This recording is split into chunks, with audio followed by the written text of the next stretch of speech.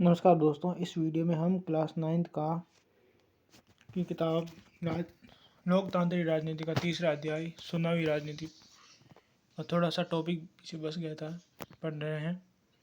देखिए, स्वतंत्र और निष्पक्ष चुनाव की चुनौतियाँ। इन बातों से हम इस सरल से निष्कर्ष पर पहुँचते हैं कि भारत में चुनाव बुनियादी रूप से स्वतंत्र और निष्पक्ष हैं। जो पार्टी चुनाव जीत कर सरकार बनाती है उसे लोगों का समर्थन प्राप्त होता ही है। संभव है कि हर निर्वाचन क्षेत्र पर यह बात लागू न होती हो।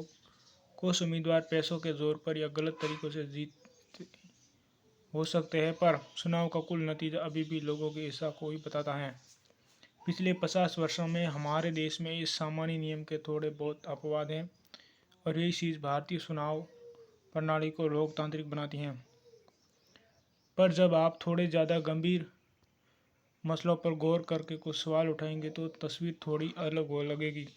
क्या लोग पूरी समझदारी और सारी चीज़ें जानकर फैसले करते हैं? क्या मतदाताओं के पास सचमुच स्वस्थ विकल्प होते हैं? क्या चुनाव मैदान सबको बराबरी का अवसर देता है? क्या कोई सामान्य नागरिक चुनाव जीतने की कल्पना भी कर सकते हैं? इस तरह के सवाल भारतीय चुनाव व्यवस्था की सीमाओं और चुनौतियों की ओर हमारा ध्यान दिलाते हैं। ये कुछ ऐसे ही मुद्दे हैं। ज़्यादा रुपए पैसे वाले उम्मीदवार और पार्टियां गलत तरीके से चुनाव जीत ही जाएंगे, ये कहना मुश्किल है, पर उनकी स्थिति दूसरों से ज़्यादा मजबूत रहती हैं।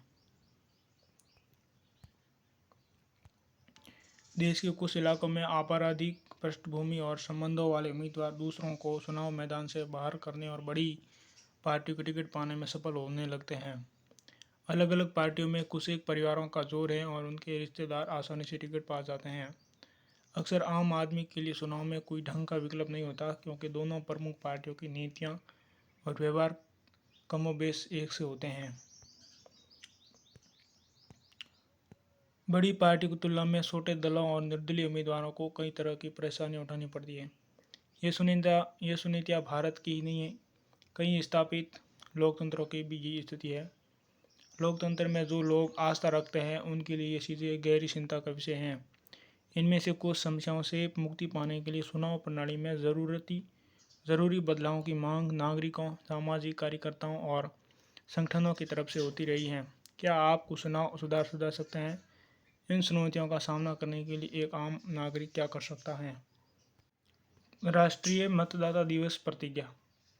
हम भारत के नागरिक लोकतंत्र में अपनी पूर्ण आस्था रखते हुए ये शपथ लेते हैं कि हम अपने देश का लोकतांत्रिक परंपराओं की मर्यादा को बनाए रखेंगे तथा स्वतंत्र, निष्पक्ष एवं शांतिपूर्ण निर्वाचन की गरिमा को अक्षुण्ण रखते हुए निर्भीक होकर धर्म, वर्ग, जाति, समुदाय, भाषा अथवा किन्यासी अन्य किसी भी प्रलोभन से प्रभावित हुए बिना सभी निर्वाचनों में अपने मताधिकार का प्रयोग करेंगे।